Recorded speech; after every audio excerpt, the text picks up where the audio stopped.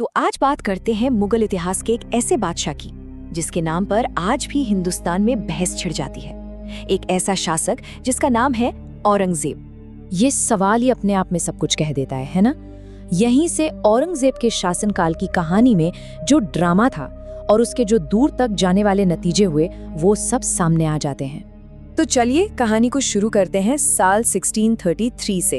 एक युवा राजकुमार की जिंदगी का वो पल जिसने कह सकते हैं कि उसके आने वाले कल की नींव रखती थी। जरा सोचिए, आगरा के किले में हाथियों की लड़ाई हो रही है। अचानक एक विशालकाय हाथी बेकाबू होकर सीधे राजकुमारों की तरफ दौड़ता है। बड़े बड़े सूरमा पीछे हट गए, लेकिन 14 साल का एक लड़का अपनी जगह पर डटा रहा। हाथी ने हमला किया, घोड़ा गिरा, पर वो लड़का उठा और सीधा हाथी के माथे पर भाले से वार कर दिया। ये पहली झलक थी उसके निडर होने की। बाद में जब पिता बादशाह शाहजहां ने उसे अपनी जान खतरे में डालने के लिए डांटा, तो जानते उस लड़के ने क्या जवाब दिया? उसने कहा, मर जाता तो इज्जत की बात होती, शर्म तो भागने में आती। बस इसी एक जवाब से ये साफ हो गया था कि औरंगजेब को डरना नहीं आता था, उसे सिर्फ जीतना आता था। अब कहानी में वक्त आगे बढ़ता है और हम पहुंचते हैं साल 1657 में।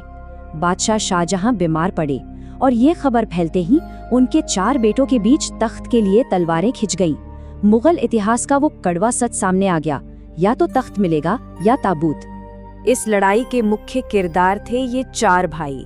एक तरफ था शाहजहां का लाडला बेटा दारा शिकोह, जो एक विद्वान और सूफी मिजाज का इंसान था, और दूसरी तरफ था दक्कन का गवर्नर औरंगजेब, कट्टर, अनुशासित और एक ऐसा शातिर रणनीतिकार जिसकी चालों को समझना लगभग नामुमकिन था।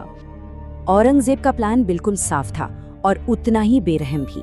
सबसे पहले छोटे भाई मुराद को साम्राज्य बांटने का झूठा वादा कर अपनी तरफ मिलाया। फिर सामूगढ़ के मैदान में दारा की विशाल सेना को अपनी बेहतरीन रणनीति से हरा दिया और आखिर में अपने ही पिता को आगरा के किले में कैद कर दिया। उसकी रणनीति सीधी थी, रास्ते में जो भी आए उसे हटा दो, और उसने किसी को नहीं छोड़ा। भाई मुराद को जश्न के बहाने बुलाया, नशा देकर कैद किया और बाद में मरवा दिया। सबसे बड़े दुश्मन दारा शिकोह को जंजीरों में जकड़कर दिल्ली की सड़कों पर घुमाया और फिर उसका सिर कलम करवा दिया। कहते हैं उसने तसल्ली के लिए दारा के कटे हुए सिर को मंगवा कर देखा था, ताकि यकीन हो जाए कि सबसे बड़ा कांटा हट चुका है। 31 जुलाई 1658 औरंगजेब ने खुद को हिंदुस्तान का बादशाह घोषित किया और एक नाम लिया, आलमगीर। लेकिन यहीं से उसके किरदार का एक अजीब विरोधाभास शुरू होता है। एक तरफ था वो खुद एक बेहद मजहबी इंसान और दूसरी तरफ थी उसकी कठोर बेरहम नीतियां। उसे जिंदा पीर यानी जीता जागता संत कहलाना पसंद था, और उसकी आदतें भी वैसी ही थीं। वो शाही खजाने से अपने ऊपर एक पैसा भी खर्च नहीं करता था। सोचिए, हिंदुस्तान का शहंशाह अपनी टोपियां खुद सिलकर और कुरान की नकल करके अपना गुजारा चला रहा था। लेकिन एक बादशाह की यही सादगी पूरे साम्राज्य के लिए एक सख्त सजा बन गई। उसने दरबार से संगीत और कला पर पाबंदी लगा दी, ये कहकर कि ये चीजें इंसान को खुदा से दूर करती हैं। पारसी त्योहार नवरोज बंद करवा दिया, और सबसे बड़ा और सबसे विवादास्पद कदम, गैर मुसलमानों पर जजिया टैक्स फिर से लगा दिया। एक बड़ा मशहूर किस्सा है, जब पाबंदी से परेशान संगीतकारों ने संगीत का एक जनाजा निकाला तो औरंगजेब ने उन्हें देखा और कहा, इसे इतना गहरा दफनाना कि इसकी आवाज फिर कभी सुनाई ना दे। ये एक लाइन ही उसकी सख्ती और कला के प्रति उसके नजरिए को बताने के लिए काफी है। और हाँ, मंदिर तोड़ने का मुद्दा, ये सच है कि काशी विश्वनाथ और मथुरा के केशव देव मंदिर उसके हुक्म पर तोड़े गए, लेकिन यहाँ इतिहासकार एक और पहलू सामने रखते हैं। उनका कहना है कि ये सिर्फ एक धार्मिक मामला नहीं था। बनारस और मथुरा के मंदिर वहाँ के जमींदारों की बगावत का केंद्र थे, तो ये एक क्रूर राजनीतिक संदेश था, धार्मिक प्रतीकों को तोड़कर उनकी ताकत को कुचलना। उत्तर भारत में तो ये सब चल ही रहा था, लेकिन औरंगजेब की नजरें और उसका जुनून दक्षिण पर टिका था। दक्कन, जहां एक ऐसा युद्ध उसका इंतजार कर रहा था जो उसके शासन का दूसरा आधा हिस्सा पूरी तरह निगलने वाला था।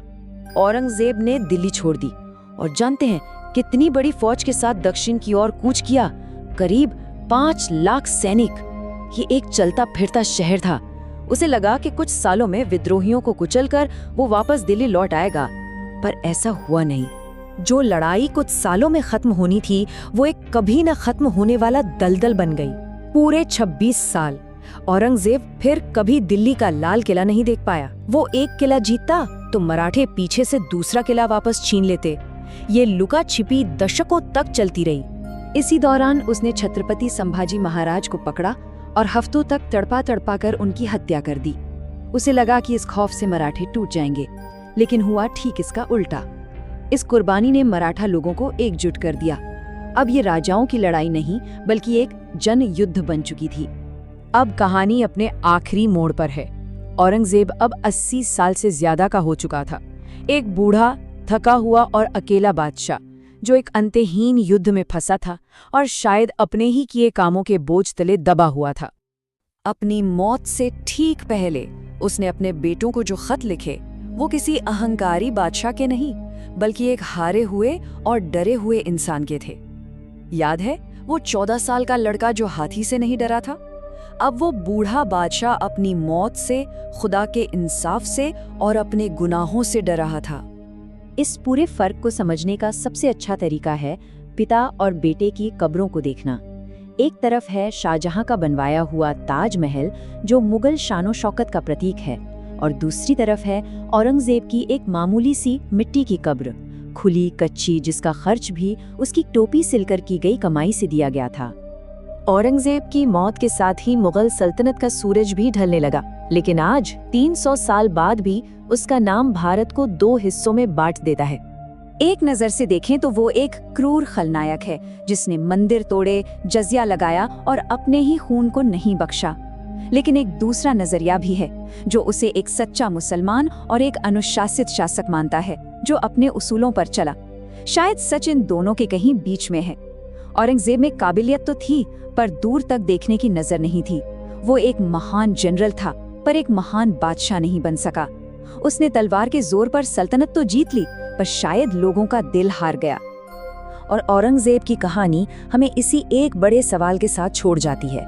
उसने तलवार से एक साम्राज्य तो जीता, पर उसकी कीमत क्या थी? ये एक ऐसा सवाल है जिसका जवाब इतिहास आज भी ढूंढ रहा है।